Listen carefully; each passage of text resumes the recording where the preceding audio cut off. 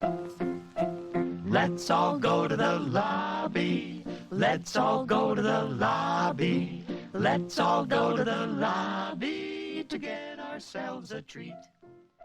Hello and welcome to Movies vs. Capitalism, an anti-capitalist movie podcast. I'm Rivka Rivera. And I am Frank Capello. And we are back. We are back. After 2 weeks away. Yes, both of us from our respective trips. How was yours? How was the rest of Pittsburgh? How did your play workshop go? It was amazing. It was really amazing. I could talk way too long about it, but what I will say is the coolest parts is it really sort of revolutionized a lot of how I think about the practice of making theater. And that connects to, I think, what we talk about on this podcast for anti-capitalism, because one of the benefits was we didn't have anything that we had to produce. And so that totally, just that one small thing of saying, like, the resources are here for you to do with what you want, and there was no dictation on what that meant or had to look like. It actually allowed for us to have more abundance and creation and product. It was just one of those, like, we talk about it in theory, but in practice, it's true, it works, it's great, it's awesome. So there was a lot more there, but I'll leave it at that because we have so many things that we want to catch up on and talk about. How was your European excursion? It was so lovely. I was very, very lucky to have the privilege to get to travel abroad to Europe. My partner and I spent a few days in Barcelona and then in Copenhagen. Both cities, gorgeous. Europe, very nice, it turns out. Barcelona, we went to La Casa Mila, the Gaudi house, and it was just absolutely stunning. And then in Copenhagen, we went to the Design Museum. Both instances where I was like, how do people conceptualize this kind of beauty in their head, this kind of art, this kind of design? It's truly, I'm just like, I have many different types of creative tendencies. Visual art is not one of them. Like, so I'm always blown away when I see shit like that. I'm just like, that's fucking incredible. And then also just like Europe, like the trains run on time. All the infrastructure is good and new. We met these English folks in Barcelona, and they were like, "Yeah, you guys are having a bit of a trouble over there right now, aren't you? Things are getting pretty dicey for you all. Right? What's going on, just politically?" Yeah. Okay. Accent. Well, we went to acting school. I mean, I know, but it's good. Thank you. So it was great. It was so much fun. Glad to be back. Yeah. Well, a lot happened that we were like, save it for the pod. And we also we'll probably get back to some of these topics. But like, I feel like big things that have happened since we have spoken. So one of those things that happened was the Directors Guild of America, right? That's what the A is for. Yeah, the DGA. The DGA. Always America. Of America. Made a deal. With the AMPTP, with the studios and the networks. Yeah, which people are not very happy about. We'll come back to this, but essentially it felt a little bit like the sense that I'm getting without having done much prep other than like, I want to talk to Frank about this, is that it was a bit kind of backstabby, like a little bit like they called it historic, but it doesn't sound like the deal they got is really going to benefit, like, it's going to benefit probably the 1% of directors. And I know a lot of WGA members were upset just because this was the DGA's chance to stand in solidarity and turn down a deal and, use that leverage to try to help their sister guilds of the WGA and SAG-AFTRA, which has voted to authorize a strike if they don't cut a deal. So, but I know the DGA deal has not been ratified by its members. There's still some questions about whether its rank and file will actually ratify it, if they're happy with it. It definitely weakens the leverage of the WGA if the DGA ends up accepting that deal. Here's something I want to put out to people, because I think, while our unions are on strike and they have to be and they should be in solidarity, I mean, this is a moment where I'm just like, I think it's really like they're going to pay attention to the consumer. And I'm just like very curious. Are we ever going to have that moment where like, okay, everyone stop paying for your Netflix? Like, subscriptions down. Maybe. I mean, That's what organizing is for. Yeah. You know, I heard like Ralph Nader say this once on an interview that you don't need everybody organized. You just need like 3% of the people. I think that was the actual number he ascribed to it. So even if, even if some campaign was put together to, cut the new media cords, so to speak, and it would only require, I don't know, few tens of thousands, hundreds of thousands of, that's like a big chunk of change for some of those streamers. Absolutely. Okay, we'll come back to that because that's a big one. Another big one, Dr. Cornel West is running for president. That happened since spoke this into existence. I don't know if I want any of that credit. I did say it was like on my I'm terrible at sports things, MVP or like wish list. You know what I'm saying? No, I don't. I don't watch sports. This is okay. Well, this is embarrassing for everyone involved. My most valuable player, I don't know, but now that it's actually happening, it's that thing that happens when someone really runs for president. You're like, now I really have to look, and it's a little scary. Like, it's just scary to be like, now we really have to look. And, no one, we have a mutual friend who always reminds me of this, of just like, no person can be your hero. And I think it's true. Like, we put people on pedestals and they will come down, and people are people. And I don't know. I have many feelings about the People's Party, which again, probably is a longer conversation for us, but sure. There's a lot of complexity there, but I did want to highlight that as another big thing that happened. I'm excited. I was excited when Marianne announced. I was very excited when Cornell announced. Do I have my thoughts about each of them as a candidate? Do I think they're perfect? No, obviously not. I'm just glad that literally anyone is going to primary Joe Biden, even if it, we'll see where the campaigns go and how effective they end up being. But Joe Biden ain't it. That's not happening. Yeah. And so the last thing we wanted to talk about real fast before we get to our conversation today, we received some feedback from a listener a few weeks ago. Someone was very kind enough and vulnerable enough to write in with their honest feelings that we had been using a word kind of flippantly that was triggering for them. The word was psychotic, something that we have said a few times on this podcast. And it was really generous of this listener to share their experience with us and let us know that, psychosis is like a very real mental affliction, and people that suffer from that could in fact feel triggered by a flippant use of that word. And we wrote back and we were very, very appreciative. And we just wanted to address it here on the podcast because I feel like this is very much in conversation with what we talk about with, learning new information, getting checked when you need to, and speaking in draft. Yeah. And I think this is a great example of that. And learn to practice things in a different way. Yeah, I think generous is a great word for it, and to get an opportunity to learn about the language that we choose to use, which is why I love the idea of speaking in draft, because the point of language is to communicate, and the point of language is to have an impact on other people. And I think often we can forget that we can be flexible in the words that we use, I think about this a lot because sometimes you start using language and it's almost a way that you identify. So when you get too connected or too attached to certain words or ways of using words, it can feel like, oh, you're asking me to change who I am. Like, why should I care about how that's impacting you? And you always have to remember, like, it's not a solo thing. Like, the reason we speak is to connect with one another. And so it's always so valuable to learn more about the impact of the words that we use, even if we're choosing to use them in one way and they have a different impact. And especially with a word like psychotic, which I think what I learned through what this listener was sharing with us is the idea of a stigma around these kind of words. And I think a lot of words, and especially in like the films we watch, and this comes up a lot as a theme, like recognizing that like we have so many blind spots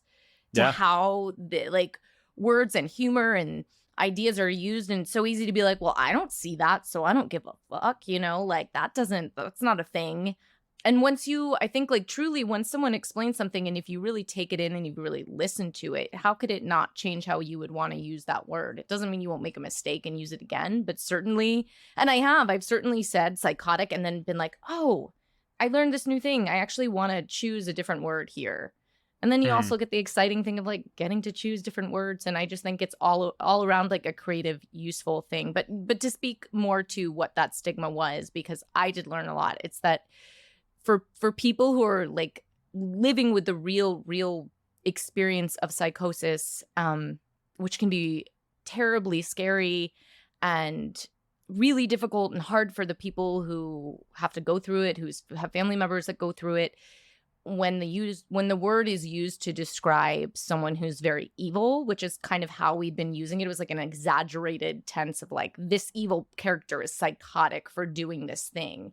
You're misappropriating that word and therefore creating more of a stigma that people who suffer from some kind of psychosis are in fact themselves evil and crazy and insane and nuts. And that, even though it might seem like a small thing, in repetition and culturally can create actual real world harm, as we see like in the world today, where how we treat people with mental health is so violent and there's real world consequences. So I think that's really important, that it can maybe seem small, but like the impact actually can be massive. And so words really, really matter. And, when you get checked about these kinds of things, about, the language that you use, there is that moment of discomfort. There's that moment of, guilt or shame, or you feel badly. You're like, oh man, I'm sorry. I hurt someone. And that's important. It is important to feel those feelings, because I think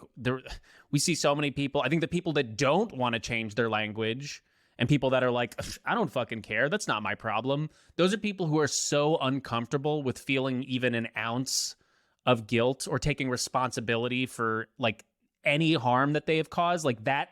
They're so afraid of feeling that responsibility that they just completely block it out and are like, not my fucking problem. So, and I think it's a fear of that responsibility. I also think it is like a truly, like when you're so identified with anything that it is you, even if it's like a belief, you're like, that belief is me, so I'm not willing to change it, because then you're asking me, which, yeah. But like, I don't know. That's my kind of also trauma-informed. We could go on and on. But we could go on. It's also June. It's Pride Month. We're celebrating Pride. And we're really excited that we are going to be talking about The Matrix, which is a beloved film for all of us, but particularly in the queer community and the trans community. And we have a great guest today. But first, we want to let you know that this podcast is produced by the two of us. Yes, we perform all of the necessary labor to make this show happen. And as we are trying to practice our anti-capitalist values, we don't sell ads on this show. Instead, we rely completely on community support to keep the show going. So if you're able to support us, please consider subscribing to our Patreon. For just $5 a month, you get access to our entire back catalog of premium episodes, and you will be directly supporting this show. You could also leave us a one-time contribution in our tip jar, and you can find all of those links in the episode description in your podcast player or by going to mvcpod.com. You can also help us out for free by leaving a rating and review for this show on your podcast app. It takes 2 seconds, and it's super helpful in boosting the algorithm and getting this show in front of more people, and we really appreciate it. We're going to take a break, but we'll be right back with our conversation on The Matrix with Wren Mack. We have an amazing guest today. Wren Mack is joining us. Wren uses they, them pronouns as a performer, writer, filmmaker, and teacher specializing in surreal queer fantasy and futurism, and currently serves as the voice of the U.S. Cybersecurity and Infrastructure Security Agency's security alerts. Wow, I didn't know that. That's so cool. I really want to ask about that. Yeah, we'll get into that. Wren was most recently seen in Houseworld's immersive production, Bottom of the Ocean, a New York Times Critics' Pick. They are also an award-winning indie film producer, were recently published by Routledge Press, and have taught at New York Film Academy, Trinity College, and workshops worldwide. They recently served as a guest lecturer at Columbia University. Welcome, Wren. It's so happy to have you here on Movies versus Capitalism. Thank you for having me. This is really a joy. This is fun for us to have you on because Wren and I met doing a radio production of Cyrano de Bergerac, and Wren played Cyrano and I played Roxanne. Yep. Oh, yeah. but it was just an audio production? Yeah, I adapted it so that it would be something, because the play is really, really long. So I wanted to adapt it to something that was a bit more bite-sized, but also that you could understand the action auditorily, orally.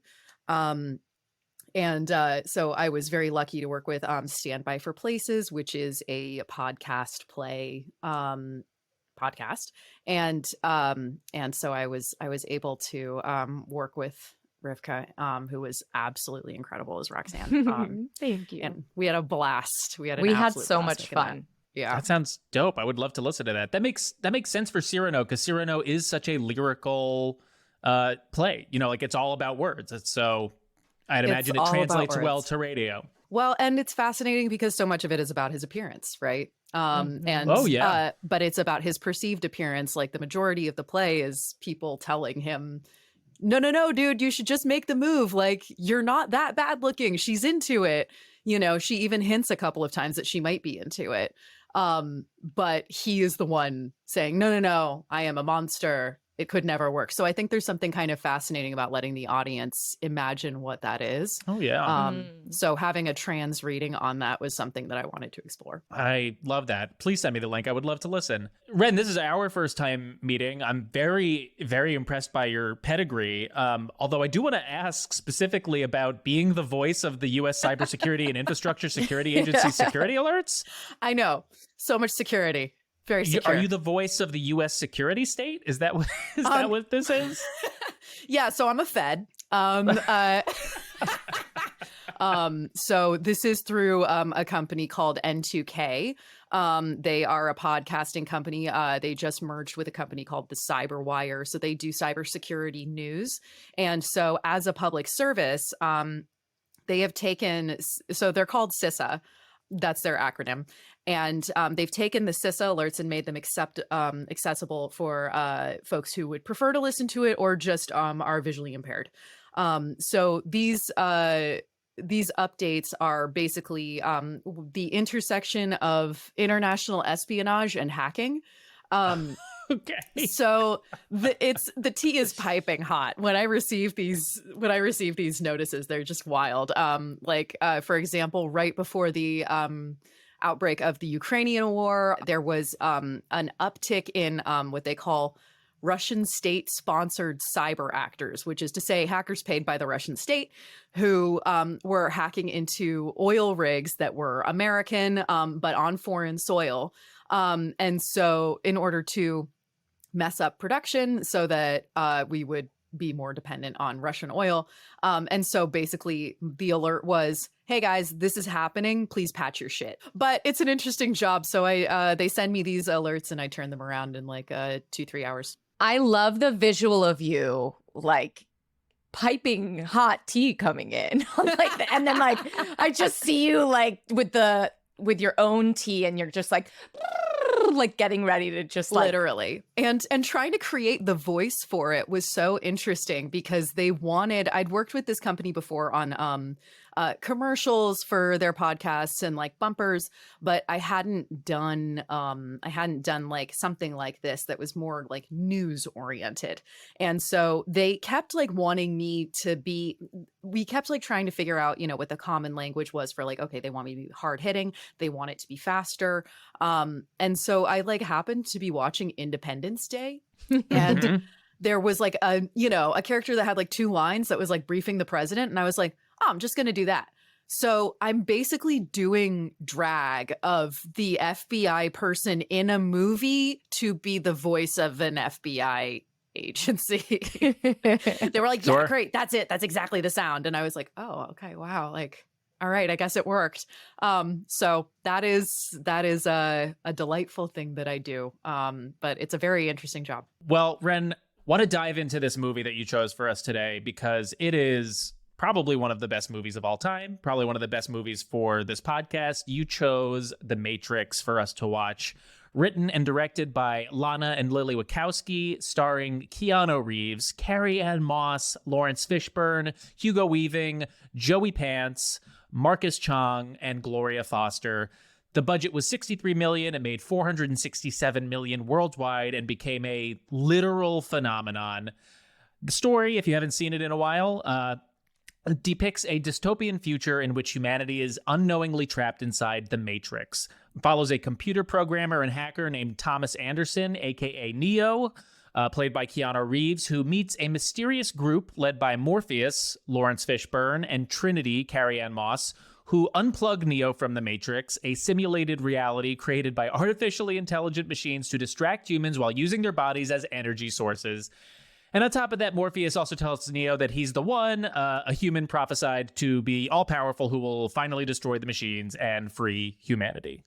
So that's the not-so-brief synopsis of The Matrix. Yeah, Matrix, ever heard of it? So this movie was released on March 31st, 1999, the year of the Bill Clinton impeachment trial, the same year that the Columbine High School school shooting took place in Littleton, Colorado. The same year of the 71st Academy Awards, where Shakespeare in Love won Best Picture over Saving Private Ryan. This was also the first time the Dow Jones Industrial Average closes above the 10,000 mark. Larry Summers is sworn in as a new Secretary of the Treasury, and the world prepares for the Y2K bug to potentially bring down the global internet and telecommunication system. 1999. A real hinge point in American history. And seeing all of that laid out, that context, like we can get into 1999, but it feels like the moment where it's like things are good, right? Nope, the cracks are starting to show. We're starting to see like the decadence of neoliberalism is starting to actually have real world effects. But to start the conversation, Wren, the first thing we do is ask our guests, why did you choose this movie for us to watch? Because it's awesome. Like, it's an awesome movie. Like, I mean, also, I just want to go back and highlight also, this was the peak of body glitter. I feel like that's important to note. Like, that was, if you want to talk about the decadence of the neoliberal, if that peak, just like smearing shiny shit all over your skin. This movie is so incredible on so many levels. It was such a game changer for how movies were made. I think there were something like 20 movies that parodied the bullet time move that Neo does after this, like in like the following 2-ish years. I mean, this was a very important movie for me. I was, I was a kid when this came out. This was like, oh man, the nerds are finally taking over. Like, hell yes. I got a pleather, not real leather. I wasn't allowed to have leather, but I got a pleather jacket, which actually got me into trouble. I was called into the principal's office because this happened right after Columbine, right? So I had my cool leather jacket, and if you remember, the Columbine shooters were associated with this group on their campus called the Trenchcoat Mafia. That may or may not be connected to the Matrix, or it was just sort of in the, in the ether, world. In the zeitgeist, in the zeitgeist of the time. And so I was called into the office. They were concerned that I was plotting something. Oh my God. And my mother came down and just gave the principal the worst dressing down of her life and took me for ice cream. But like, it was really a moment. It was really a moment, and it was really a moment in which any establishment figure felt extremely threatened. Which I find interesting. And I also find it very interesting that now, like almost 25 years later, we now have the right appropriating terms like red pilling, right? This started with the men's right activism. I think it's fascinating that they've taken this language and this movie that, the creators themselves have said is a specifically anti-capitalist message, to be something that is so in support of capitalism, which is just like, to me, endemic of what the right sees itself as, right? They've got like major main character syndrome. Like every cop has a Punisher tattoo because they think they're the exception. They're the superhero. They don't see themselves as part of a larger system or machine. They think other things are a machine, right? There's other conspiracies. But I think it's also been fascinating to see how, as our culture has really become more gripped by conspiracy theories, how the Matrix has really shaped in the pop culture conversation those quote unquote discoveries. It's also really trans. Yes, Yeah. I want to get into everything you said. I'm like, yes, yes, yes. And particularly on this rewatch, because I too was, I guess we were all children when this came out. And yeah, just being 1999, right before this, like, that idea that Y2K was going to come and wipe out this system. And we had this like new system of the internet, and what did it mean? Is interesting just compared to where we're at right now on the brink of AI and another moment in time of like, what does this all mean, and what is this going to mean for us, our system as human beings?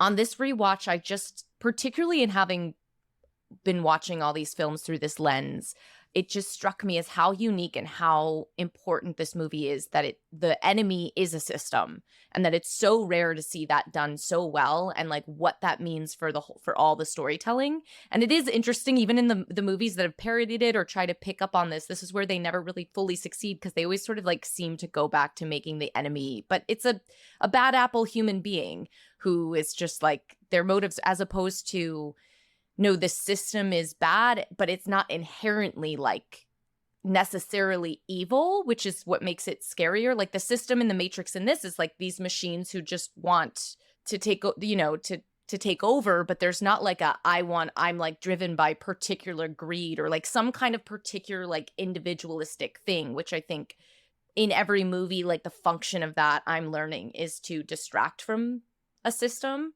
And so you're fighting the wrong bad guy, you're never fighting. And this is like the whole time, it's the system, it's the system, it's the system. And sure, there's like the agent character that like it comes through because you need someone to battle and do you need the narrative. Yeah, it's 2-hour movie. You've got to have a way that. of But they always doing remind shorthand, you that it's the system, and they're always going back to, especially through Morpheus in this first movie, which we're just going to really focus on the first movie because it was too overwhelming to the whole universe. But like, yeah, Morpheus makes a point to constantly, in talking to Neo, go back to this idea of it's the system, and this is how it makes all the other players inside of the system dangerous. There's actually a really great, I want to get to what you got from it, Frank, but can we actually start by playing this clip from Morpheus? Because I thought there's so many lines, but this was a really interesting moment where Morpheus is in the game with Neo, has sort of unveiled that the Matrix, this is the programming that's going to help Neo understand the Matrix. Neo has already taken the red pill at this point,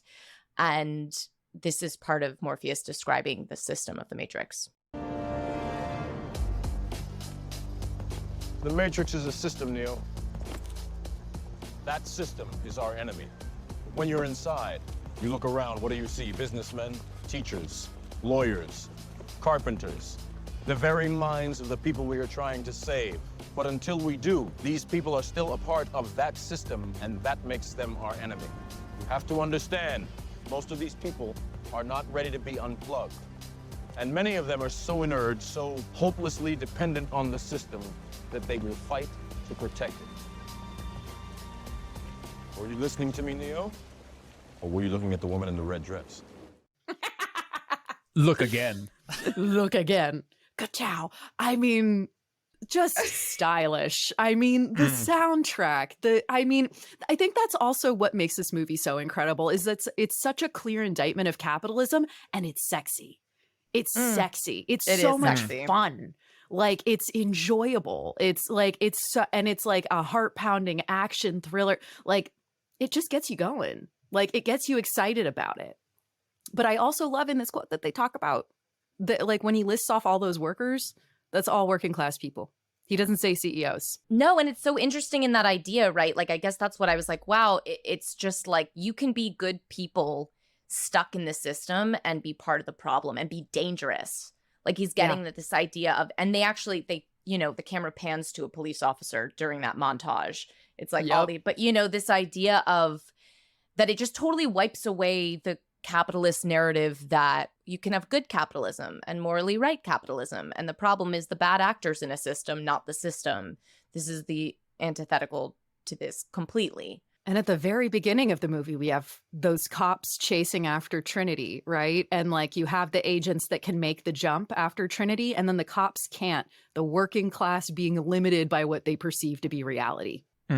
What they perceive they can or cannot do within a system that like, oh, well, the boss man can do that, but I can't. Yeah, it's like they're not even able to conceive of, like, in this metaphor, they're not able to conceive of a different world. They're so programmed, so conditioned. It's like, well, this is the only reality I know, therefore I must behave and act within this reality. And not only that, but defend it, which is something you see regularly from working class people who defend capitalism, who it's that same. Yeah, socialism is so evil, but I'm so tired all the time from my job where I have to work all the time and I can't afford healthcare. And but let me tell you why socialism is evil. Exactly.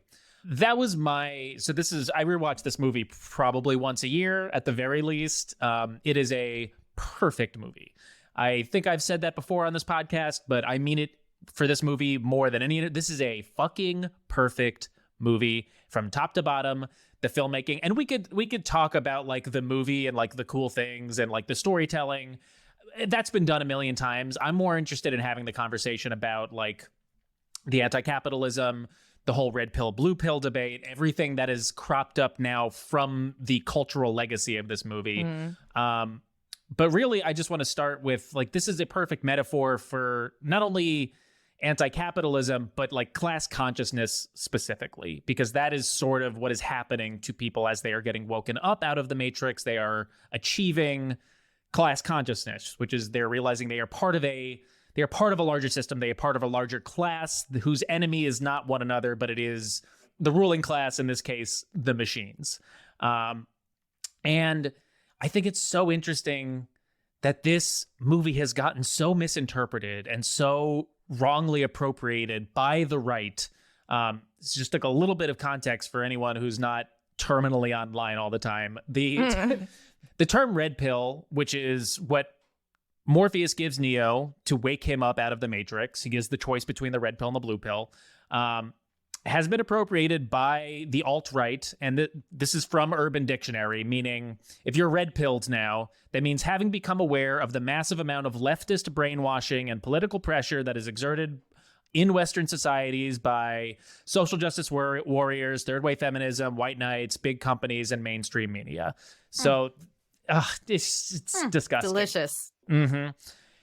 Which is so wild that this has gotten appropriated to this point, because when you watch this movie, it is so obvious what the critique is about. Like, Morpheus holds up a fucking battery at one point and is like, this is what they're using us for, as energy sources. The metaphor could not be clearer. This is our value. This is our surplus value that they are taking. And that is the part, that battery metaphor, that is the part that is always forgotten about by, I think, these right-wingers who want to believe that the red pill is them waking up from some sort of just bullshit, like their bullshit, like reality of oppression, whatever they think, like what I just laid out. I think it makes sense. Honestly. Andrea Dworkin in Right-Wing Women talks about why women move away from feminism. Why these right-wing women approach feminism and go, you know what? No, I'm going to go to the right. And it is because they are looking at the same problems that left-wing women and non-binary people and trans people are. They are seeing the problems that people of marginalized genders deal with, right? They are seeing that they are disproportionately underpaid, that they have to deal with childcare most of the time, that they have to deal with rape and murder at a higher rate, right? But their analysis of how to deal with it is to align themselves with these spheres of power and call themselves thinking outside the box, right? Really, it's like, you're so close. Like, you do see the problem too. You see it. Your analysis is just very different than mine about how to approach the issue. So it does make sense in a way. They do recognize that they're the battery. They recognize that that's the problem. They just think it's George Soros's fault. Yeah. Yes, And I think yes. that it's really frustrating when these ideas get co-opted. It really sucks, but there is, I think, some kind of potential hope or recognition that you're like, it's the problem is the same. There is a moment of if we can just get back to that moment of mutuality, of shared experience, of understanding, but it's also trauma. Like, I really think it's also just so much severe trauma, and there's not enough of that conversation. I don't think, in how we understand the political moment, how we understand, like, when people are waking up, taking a red pill, making a decision to like, how you deal with the reality that you wake up to, which is a very traumatic reality. It's not pretty. And it's like, that to me is like the missing piece. And I think we see this in the movie, like with Cypher, right? Who's sort of the Judas character, who is the one who's like eventually, goes against the resistance and the rebellion and is like, I'm going to work with the Matrix because I just want a juicy, I get that the steak is made up, but you know what? Ignorance is bliss.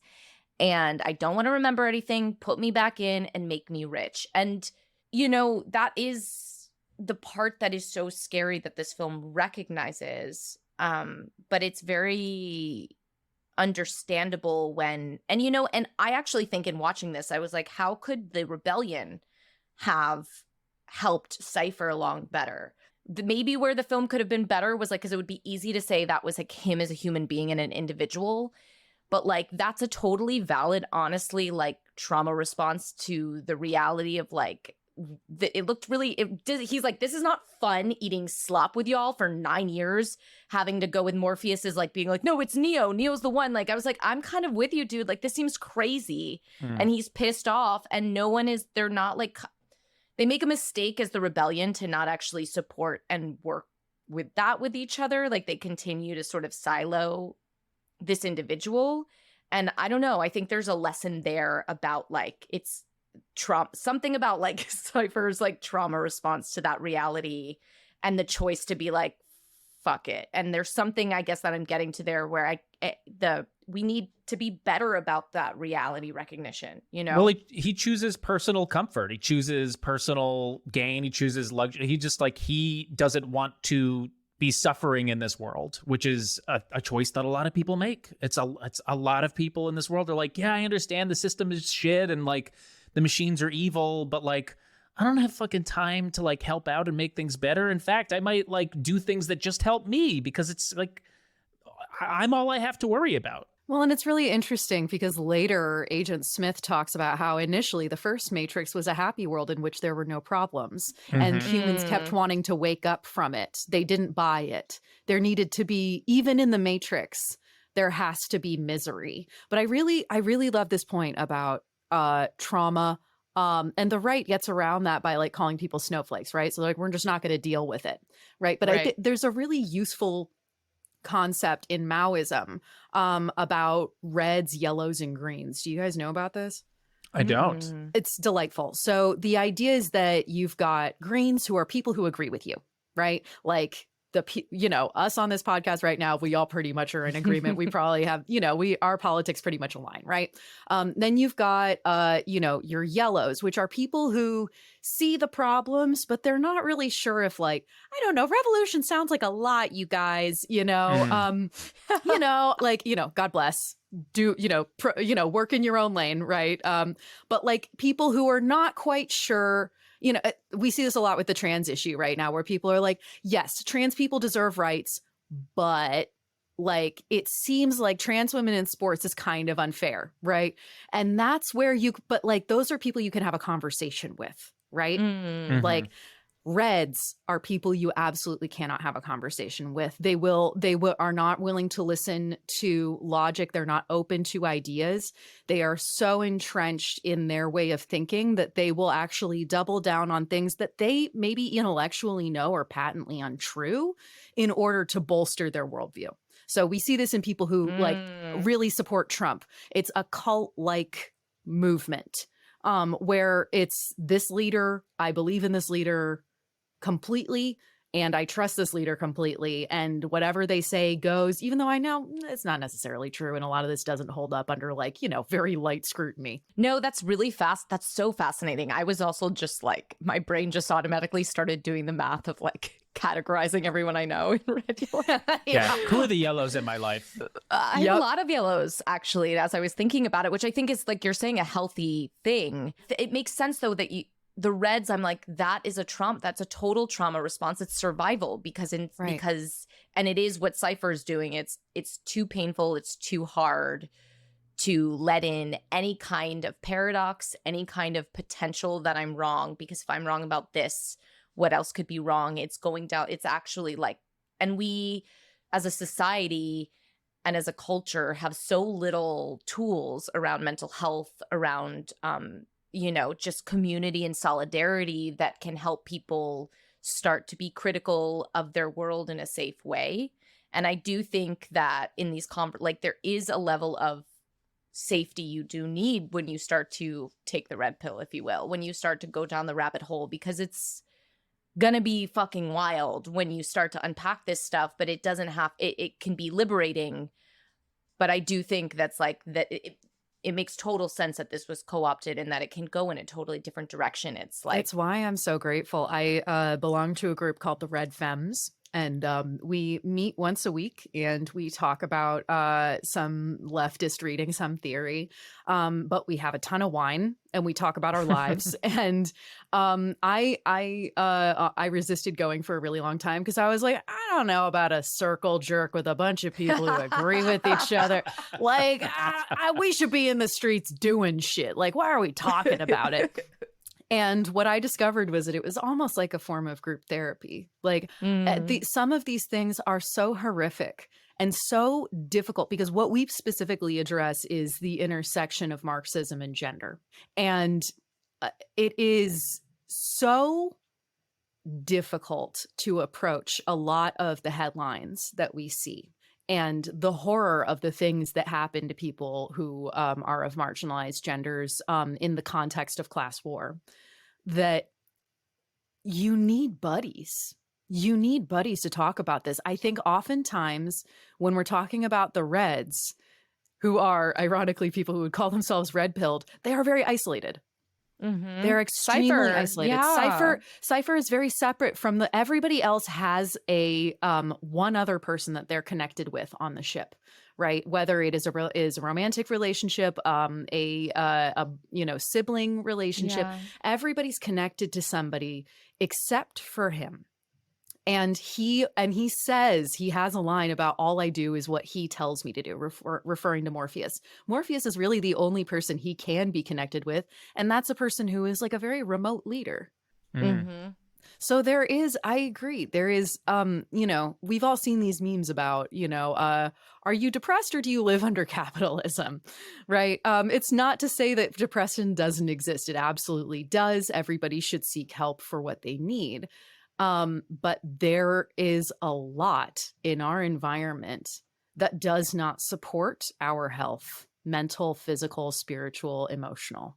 And when you start to navigate how bad it really is, like my brother and I talk about this all the time, like he goes down these YouTube rabbit holes of just like, oh man, it's really bad in America right now. And then we'll both be like, all right, okay, we're both going to go for a walk. We're both just going to look at some trees and, ground ourselves, the hot girl behavior of name 5 things you can see, 4 things you can touch, because we really do need those grounding techniques, when we're thinking about these large collective things. I mean, I know we said we weren't going to talk about the other movies, but just briefly. Oh no, you can. I was just more like me. Like the later movies, what we discover is that Neo isn't the one. That there is no one. And this is actually based on, or perhaps it's just coincidental, but a Jewish concept. One of the theories about the Messiah returning to the planet is that the Messiah will return when we are all Messiah, which is to say we are all behaving as if we are the Messiah. then the Messiah has returned, because the Messiah is a movement. It is not a person. It is not one singular person who is going to return to us and tell I just us, got chills. you know, like, this is Hampton stuff. This is Fred Hampton stuff. Like, you know, do not look for a leader. Do not look for a leader. The answer is with the people. Trust the people and they will become trustworthy. And I love that that is the message of this series. You know, and that the robots actually join up with them. That's right. That there is That's no right, I forgot enemy. about that. That there is no enemy. The enemy is a system, and even the things running the system can choose to not. One of the first lines in the movie is from a police officer saying, "I'm just doing my job." You have a choice to avoid that. We have a choice to say no to that.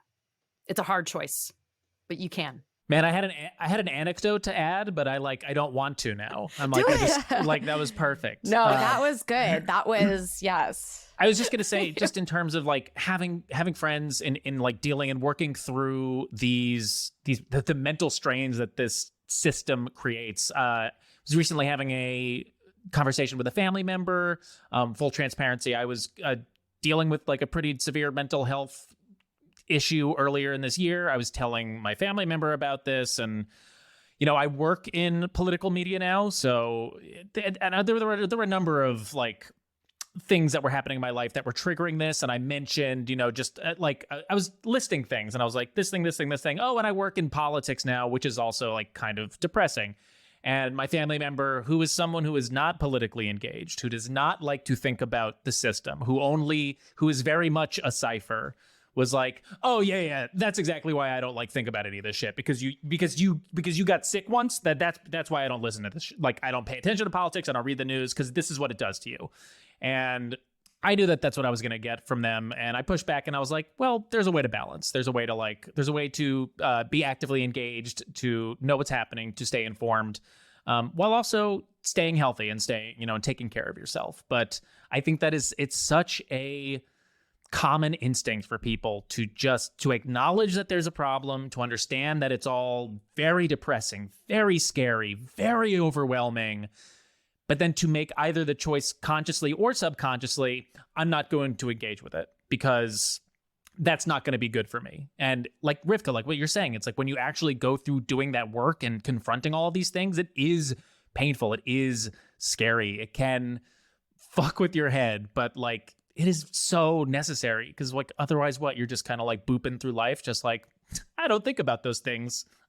I buy house, I go on vacation, blah, blah, And blah, fewer blah, blah. and fewer people are gonna get to boop through life like that. Yeah, like I'm so there's fewer, there's less and less booping as There's like, less and less booping these days. you know, and I think that's what it just continues to get to, right? Is like the fact that we still reference. It's so great that we have this movie to reference as like the Matrix being this simulated reality that really represents the control that like illusion holds over the masses. And we're in the context of 3 multi-billionaires who are owning more wealth than the bottom half of Americans in society. And most people are living paycheck to paycheck. You know, more than half of our seniors are just trying to survive on an income of like nothing. And yet we are still trying to hold on to this illusion, like the booping by, but it's becoming harder and harder. You know, I think even it's becoming hard, like even within 2000 when this came, I mean, to think about the context of when this first came out and people were seeing it, and maybe it was a lot more of a like easier. And now where we're at, the things you have to do to hold on to that illusion, I think are a lot more drastic. But we also have things like the iPhone. We also have like things that make the illusion, like when I think about what are those things that make people feel like I'm kind of close to wealth, it's credit card debt. You know, those are like the little actual manifestations of like people living on a credit card is the Matrix. I mean, it really does. That's your battery life, right? You are like literally like making an exchange, and more people are just living off of things, things that are not theirs, that are just like, this is more energy I'm feeding into the Matrix. I am the battery, or your iPhone, whatever it is. So it's going to be more and more as we're like more and more in the late stage capitalism, even closer to this film. I mean, I was very happy to be like, wow, the AI is here. It's in this movie. They were talking about it. Yeah. And Frank, I'm so sorry that you were going through that and continue to go through that. Thank you. I also have my own mental health struggles. I think that anybody who is approaching this work, even if they're not, it requires a certain amount of emotional intelligence and heart opening to do. And the folks who don't do that, like that relative, it is a kind of spiritual amputation. All of the you have to live so numb, and you have to, that is the joy of this work, that even though it's hard and even though it's painful, that you're living in the real world and you're actually feeling it. And that is so brave. That is so brave. So cheers to you. I mean, Thank you. And going back to, the Matrix at the very beginning, they say, "Wake up, Neo." Right? That's the first words we see on that screen.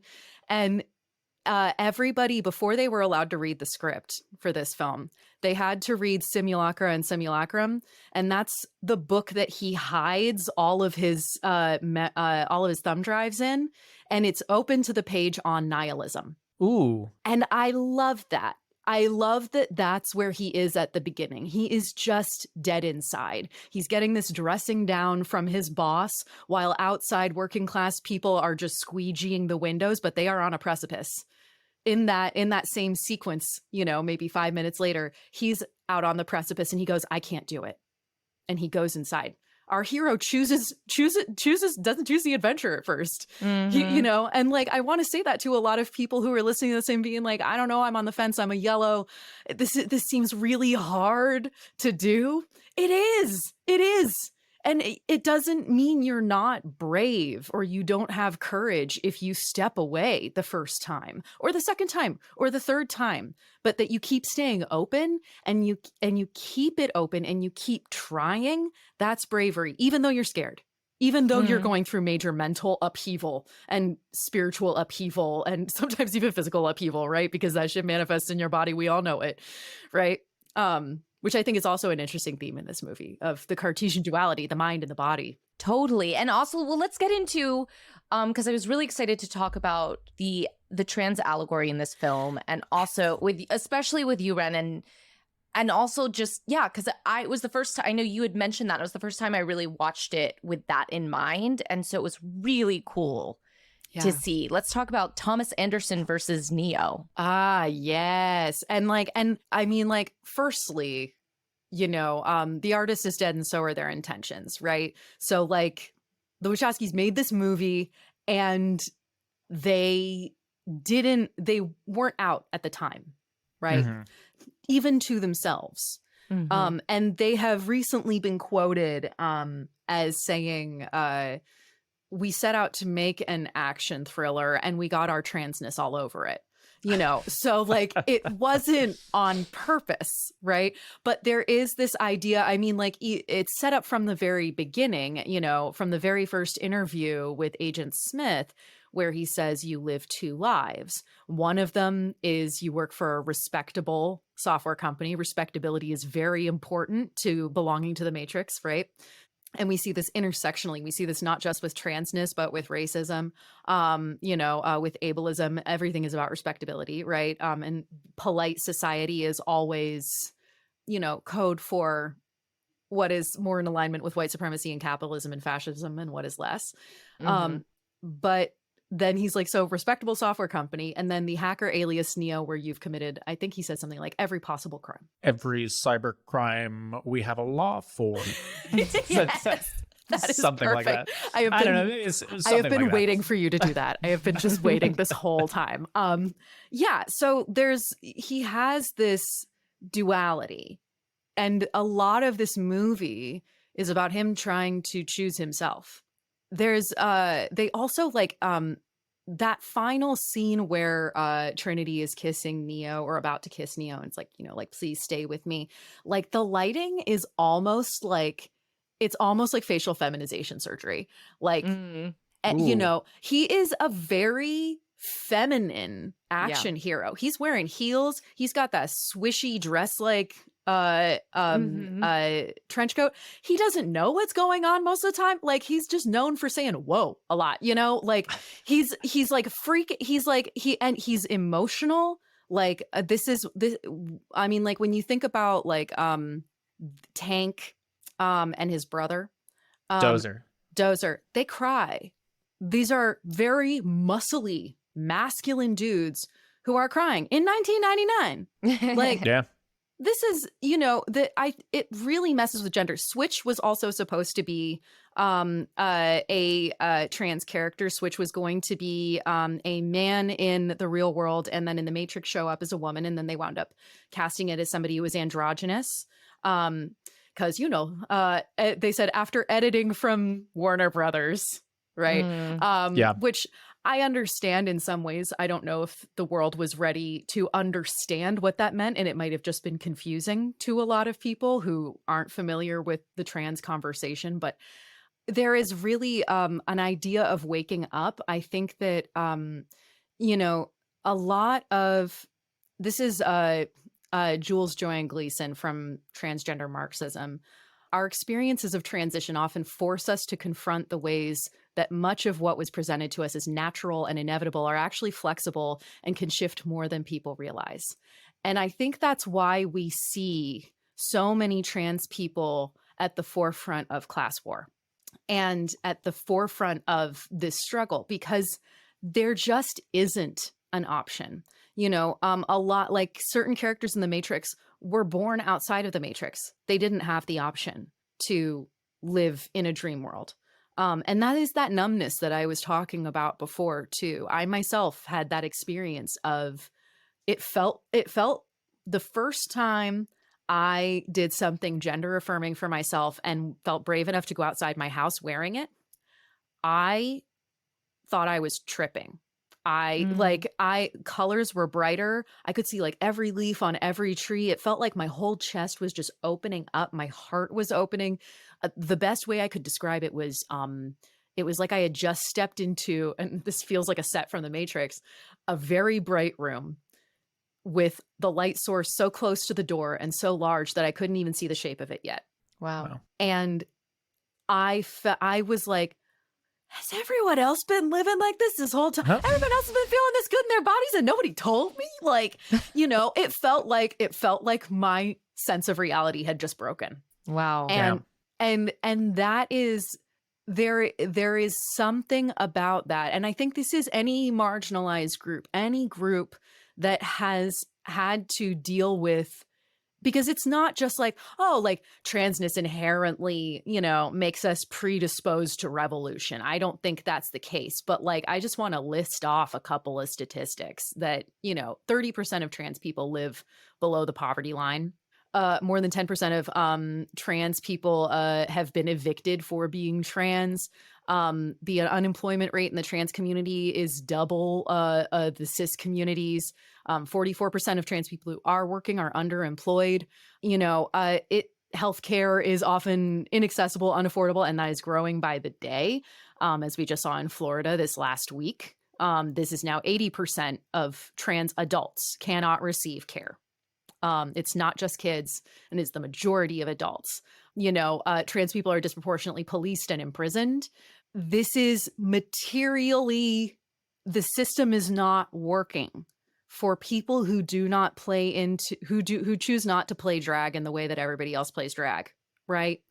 And it is, so these things are tied together, right? This is why, you know, the constant refrain is like, our liberation is tied together. There is no way for all of us to rise. And you even see this like in Stone Butch Blues, you know, where you have historical references of like butch women, non-binary people, trans people who are the first to move towards unionization on factory floors because they are the ones who have the least to lose and are often the ones who get stuck with the shittiest jobs, you know? So it's not, this magical thing that like, oh, trans people, because they straddle the line between genders, that, there is an understanding that there must be a system beyond capitalism. No, it's because like literally we need to eat. There's no, it's the same reason there is no war about class war. And especially in the context of 2023, the trans community has now become the number one target of the American fascist movement, because that is who they've chosen. It's for all the reasons you've laid out. Materially, the trans community is still suffering so much under capitalism, has the least defense in terms of like any sort of structural or like legal protections. So it has become very easy for the fascist movement to choose the trans community as their target. So I'm just adding that on for all the other reasons why you would see the trans community on the forefront of this class war. Yes, well, and this is also something that has been chosen because of white supremacy, right? And this is like how transness ties into white supremacy. These two things or transphobia, I should say. And this is something that I highly recommend checking out. Private Lives, which is, I'm plugging another podcast right now that I guested on, where we talked about why Proud Boys were showing up to TERF rallies, because it's like one of the Proud Boys' main tenets is to venerate the housewife, right? They should be the last people you'd see at a feminist rally, but they're showing up to TERF rallies because they understand it's not a fringe movement, and they must be connecting more across these lines. And there's a connection with anti-Semitism too. It feels more acceptable now. And this is like that slippery slope, right? First they came for Black people, right? And attacked BLM protests, right? This was something that was, the big hot topic. And now they've recognized that that's unpopular. And so they're switching their focus to what most of society would deem freaks. And this is the griddle tester. It's not going to stop with trans people. And it, in fact, didn't. This is exactly what happened in Weimar era Berlin. And in Germany, was that trans people were targeted first, and then they connected trans people to Jews. They referred to Magnus Hirschfeld, who ran the sexual institute that protected so many trans people and helped so many trans people, as the most dangerous Jew in Germany. And there was a connection made between trans people being sort of slippery and untrustworthy, like, oh, a trans woman in the bathroom, like that's dangerous. I can't trust this person. I can't trust her, even though that's probably not how they gender her. And the slippery untrustworthiness of Jews. They're not really from here, are they? They deal a lot with money. What is that? And that is something that's popular and coming back. Helen Joyce, who is a famous transphobe, has mentioned, and she writes for The Economist. She's on staff at The Economist. In her book, mentioned 3 Jewish billionaires as bankrolling trans activism. She doesn't mention Mackenzie Scott, formerly Bezos, who has donated a lot to Black LGBTQ and public health groups. But she uses phrases like, they have shaped the global agenda, but characterizes them as rich white American males, even though one of the people that she lists is a trans woman, Jennifer John Stryker, who is not Jewish. And she mentions, everybody's favorite Jewish punching bag, George Soros. So this is a deep connection between white supremacy, transness, anti-Semitism. And I think this is something, I think it's an ideology thing. The right need an answer. They need it to be one thing or the other. There's a famous phrase about, 2 Jews, 3 opinions, right? We're really good, because I'm Jewish. We're really good at holding contradiction. Yes. We're really good at holding contradiction. And this is also a thing with trans people, that the more you progress through your transition, the more you recognize that it's all dress up. And that, as RuPaul says, we're born naked and the rest is drag. there is no duality. And I think that is also a beautiful message at the center of the Matrix, is that there is no spoon. You can bend the spoon, you can bend yourself, but there is no spoon. That also implies that there is no self. Yeah, I've talked enough. No, wow. No, it's beautiful. Really. Thank you for sharing all of this. For real. This is My pleasure. It's beautiful. And I have to say, like, in the context of the things we've been taught, I felt myself like emotionally also like, wow, I need a walk after this conversation. It's so amazing. But it is like, for anyone listening and it, you know, and you're hearing this for some of these ideas for the first time, this is the red pill that's hard to swallow. But it doesn't it's what's happening. And so knowing that, like, part of how we combat that is holding space for this paradox, holding space for ourselves to also be gentle, and like space for each other too. Yes. You know, this has been a hard week for me personally, for a lot of trans people, for people that love trans people. There is an incredible reporter. Her handle is Erin in the Morning. Highly recommend her stuff. But she has a map of anti-trans legislation throughout the country. And what is crazy is that from last year, pretty much everything except for one in Missouri has passed. They did what they said they were going to do. And this week they had to add a new category, and that is do not travel. It is no longer safe for me to go to Florida. What bathroom would I go to? Most people would read me as potentially female, so I would go into that bathroom. If somebody decided that I did not belong in that bathroom, where do I go? Do I go to the men's room? Is that the right place for me? Do you think I would be safe in the men's room? Do I just sit and wait and have a UTI and wait for the family restroom? Like, you know, it is not safe. I risk arrest if I have to pee in the state of Florida. I just was there stopping over. I had a layover in the airport, and I did not feel comfortable in the bathroom. I got really weird looks. Nobody said anything, but I got really weird looks.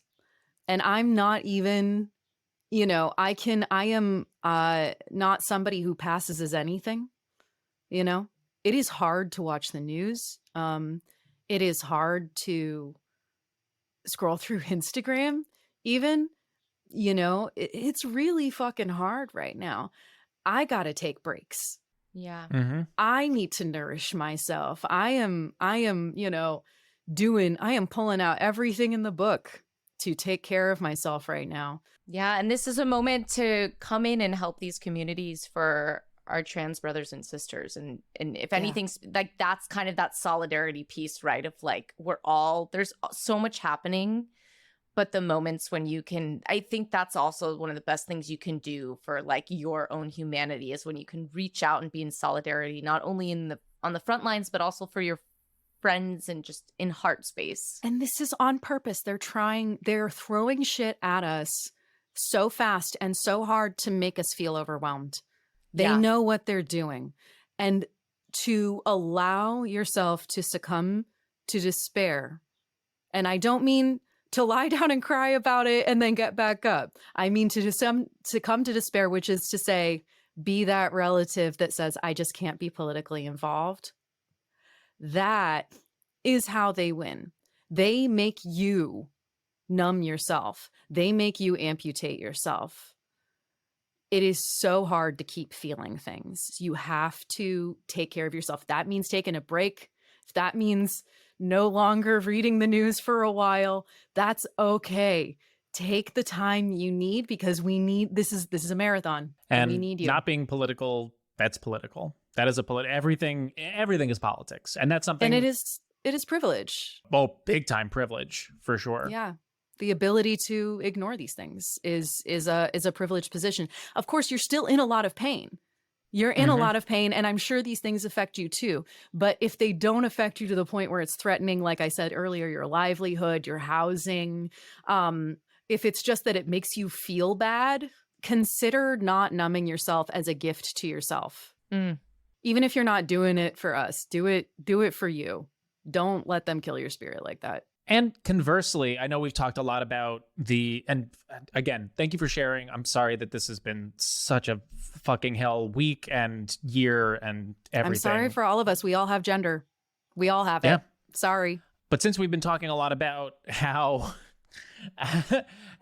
intense and exhausting and upsetting doing this work can be, just also want to take a moment to mention that it also can be energizing and liberating and joyful and make you feel so much love and so much community, and like you're part of something greater than yourself. I don't know, at least that's something that I really get out of it, is like the real collectivist feeling of like, oh, I'm on team humans, I'm on team Earth, like I'm part of something, like I want to be part of something bigger than just myself, and that feels great. And there's a lot of aspects of doing this work that can make you feel good. So it's not all there are definitely lows, but that's not it. There's so much joy. There's so much joy. I was re-noticing in The Matrix how many of the outfits, how much of the costuming is like directly influenced by BDSM. Yeah. And like rave culture, you know, goth culture. Like there is so much joy in that. There is you know, I was just recently in Hungary, which is a very far right state. It is a state in which trans people have been basically outlawed. And I was assisting on a puppetry workshop, an object puppetry workshop. And one of the students did a piece that was very gay. And it was so brave. It brought me to tears, and it was so joyful. It was, and it was so funny. Like it was set to, My Heart Will Go On. It was like, it was so gay and so exuberant. And like, and everybody in their feedback was talking about like, yes, and this experience is just so hard. And like, you were so brave to do this. And I was like, what I liked most about it was funny. Like it was joyful. Cause I'm not on this earth to be unhappy. It is part of why I chose to come out, because that is a thing I chose. I could have stayed in the closet. I could have hidden this away for the rest of my life. I could have been numb, but I chose joy. And even though this experience is hard, and I think the same can be said for choosing to be politically involved and choosing to fight for a better world, the experience is largely one of joy. Otherwise, why are we doing this? Yeah. You know, and that's a thing we have to pick every day. Absolutely. And we get to do fun things like give out our anti-capitalist movie awards for The Matrix. Yay! Yes. They're not doing that on the right. Before we do, actually, was there anything else that we wanted to add? I mean, just that everyone looked so hot in this movie. And everyone's so wet. This is such So a wet. moist movie. Everyone is just like slick. You know, like everyone is just like, their hair is always wet. They're always a little bit damp. Everyone is so sexy and sweaty. Like, I love it. Yeah, that kind of thing that even though you're not supposed to want to be in the human battery thing that he like crawls out of. Right. I did think, I was like, that looks great for the skin. Like, I would like to get some of that goop. And That looks like, yeah, that's some like Korean skincare shit. Yeah, I was like, I would like to be inside of that egg. Moist thing. I also just wanted to add, and I suppose this could have an award of its own, but just like a Keanu Reeves moment, just because a moment for him, a moment for Keanu, because like that we've there's just been so many revelations about like horrid male actors from that period, and I'm just really grateful he's not one of them thus far. As all we know, As all far that's as come we out, know, yep. as far as we know, all that's come out is like, this is a lovely, generous, awesome guy. Yeah, like I mean, and so warm and so vulnerable in this performance too. Like he is just, apparently he had neck surgery right before shooting this. And like he was in training. That's why he doesn't kick that much. Oh. It was like his cervical spine fused or something. I would have to look up. But like he had to have neck surgery. And he was And he was wanting to fight on he was wanting to practice fighting on the days off. Like, the dude just has a crazy work ethic. And remember that whole period where everyone was like, he can't act? Like, he is giving us so much in this movie. Yeah, I'm here for all of All him, of it. and All I of it. hope to see him on the street one day, because I hear if you do, you'll have a lovely experience. Like, he's just a good guy. All these stories about him just like, oh yeah, the whole stunt team gets Rolexes, you know? Like, you know, he just is like, God bless him. And he's been through so much personally. Apparently he shows up on almost every day of shooting on the John Wick movies, even the scenes that he's not in. He's just like, likes Just a to be G. there. I just want is to like, hug him. Yeah. Even Yeah. in a maybe in a platonic, in like a just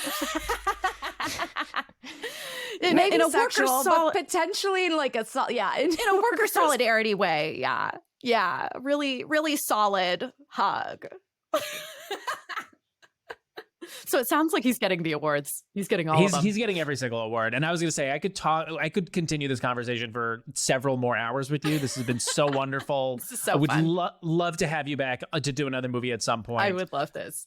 I would love this. Thank you. But yeah, let's hand out these. Let's do the awards real fast. So we have 3 awards. First one is called A Point with a View. This goes to the character with the best politics in the movie. Ooh, best politics. What a fascinating concept. I feel like it's the Oracle. I was going to say the Oracle as Yeah, well. yeah. The Oracle's like, I don't know. What do you think it is? Like, what a brilliant character. I love That the scene. Oracle. Yeah. Yeah. Mm-hmm. Smoking and cookies. Good politics. Smoking and cookies, and such a lovely performance from Gloria Foster. Like, so warm, so knowing. The tint of mysteriousness, like, I was really blown away by her in that scene. And it's also, it's very sad because she passed away between the making of the first and the second one and wasn't able to appear in the rest of the films. Yeah. And never condescending. Never No. condescending, even Yeah. though she knows everything. Like, that is a hard line to walk. And speaking of joy, just has so much fun with knowledge and power. Just like, oh, you don't know, she likes you. Oh, you didn't know, you're not so bright. Yeah. Like, Yeah. Don't worry about the face. Yeah. Have a cookie. have a You'll feel cookie. better.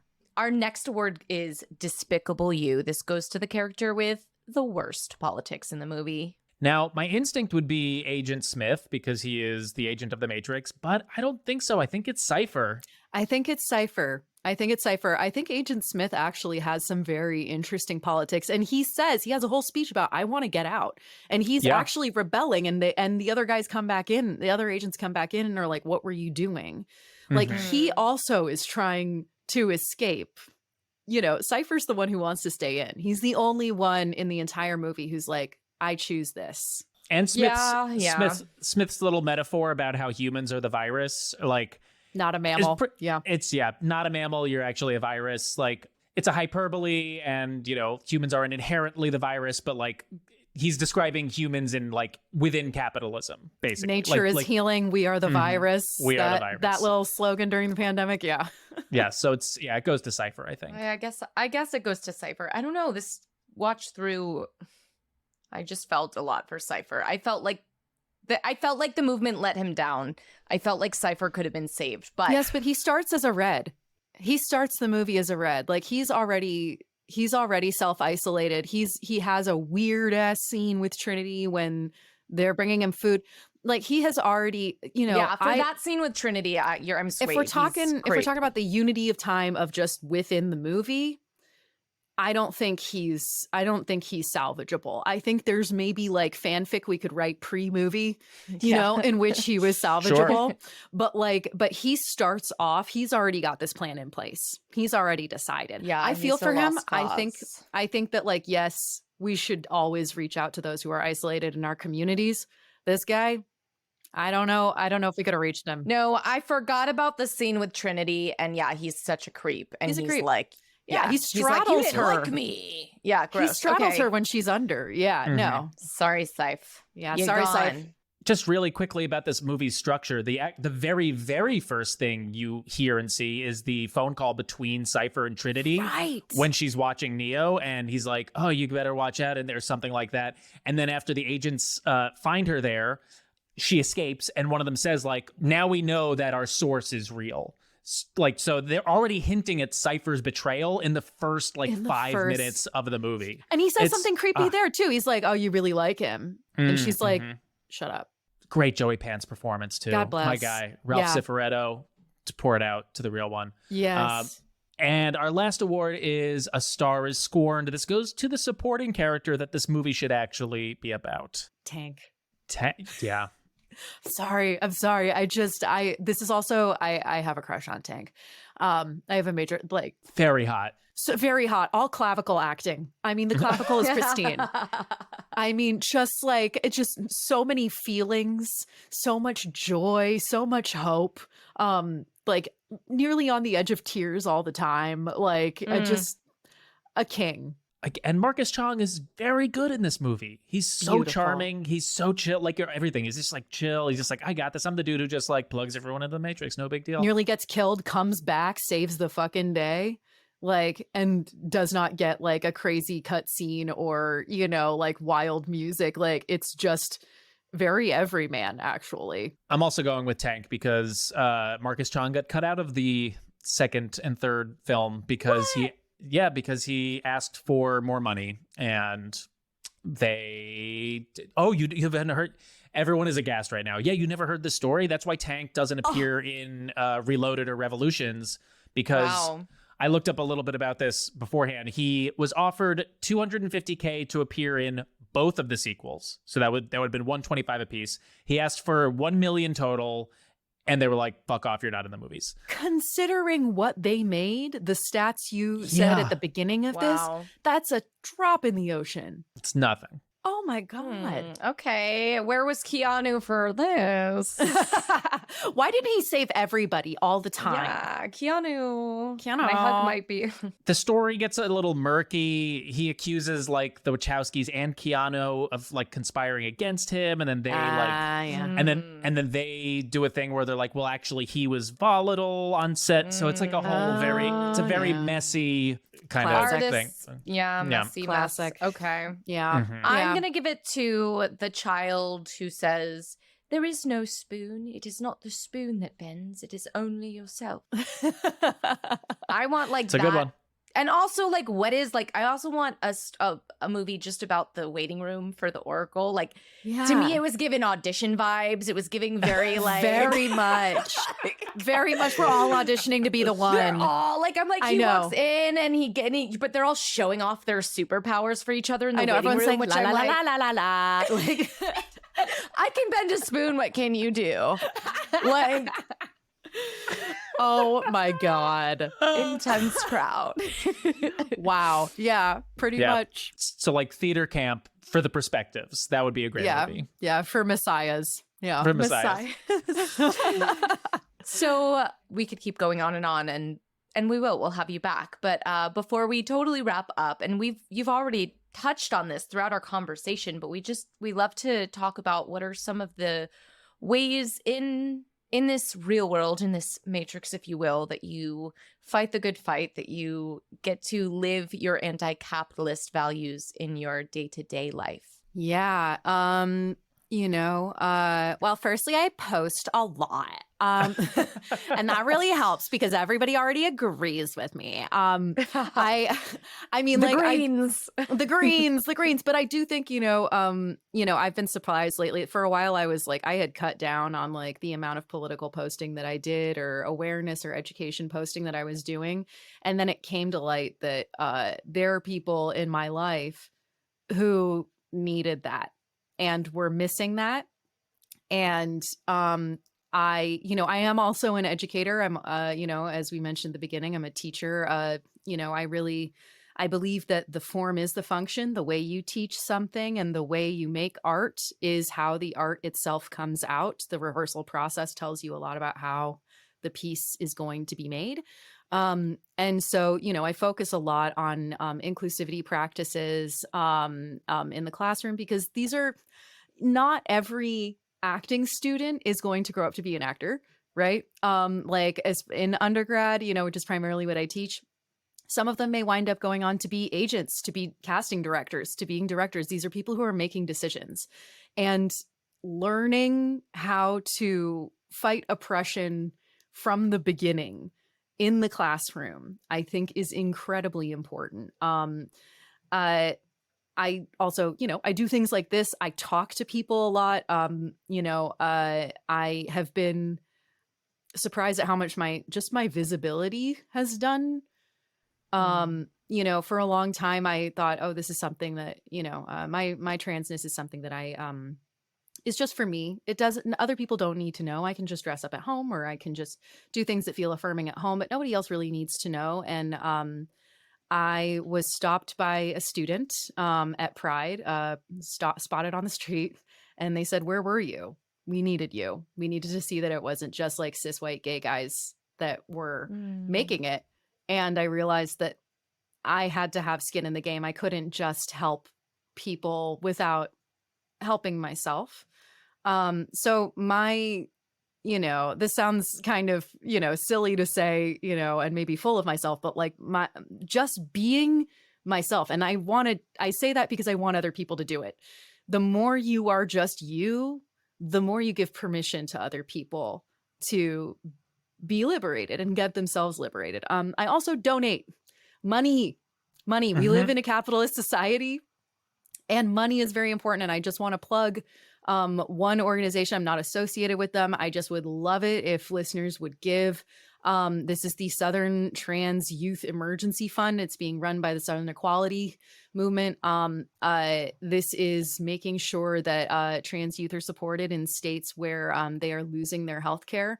And things are starting to happen even in states where legislation hasn't passed yet. This week in Austin, Texas, at a children's hospital, they lost their, and forgive me, I can't remember the name of it, but they lost their entire adolescent medicine wing. It's not just their trans health wing. They were also dealing with bulimia. They were dealing with adolescent cancers.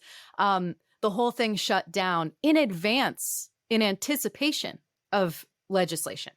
So giving to local organizations, not just HRC, not just these, national organizations, they're great. But like, if you can give locally, I also highly recommend mutual aid. Like, go on GoFundMe and look up trans kids. You will find so many people who need help. So many people who are not able to get coverage and are trying to get their healthcare. So please, all you got to do is give up one coffee, $5. $5. It's again, collective. The collective is what makes it happen. Your individual actions is a part of a movement, and it will make you feel so good. Those are all really, really great places to point people to. So thank you again for sharing that, for sharing everything today. I know I have learned a lot and already feel a sense of community and solidarity with you, Wren. So thank you. And thank you for joining us. Wren, you're amazing. Where can other people find you on the internet or otherwise? I mean, I guess actually don't tell them where they can find you otherwise. Just where you can find me otherwise, like roaming the streets of Bushwick. I'm usually like running around Chinatown or Bushwick, with a sort of adult expression on my face. Feel free to engage me in conversation. I may be like, wait, who are you? You can find me at Wren.Mack. That's Wren as in the bird, WREN. On Instagram. I am not on Twitter because fuck Twitter. So that's the best place you can find me. I like posting pictures of trash and other things that have nothing to do with politics. I just like weird objects and I take pictures of them and post them. So if you want weird photo dumps and a break, I am here for you. You can also find me at wrenmack.com.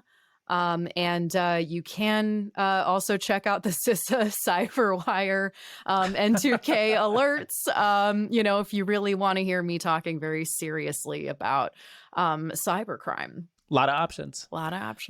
Wren, it was so great meeting you. Thank you again for joining us today. It's been an honor. Thank you for having me on. Thank you so much for listening. Make sure to follow us on Instagram and TikTok. And if you've been enjoying this show, please consider becoming a supporter. You can also find all of that info at nbcpod.com. For next week's movie, we will be watching the 1997 Nickelodeon original film, Good Burger. Thanks, everyone. Bye.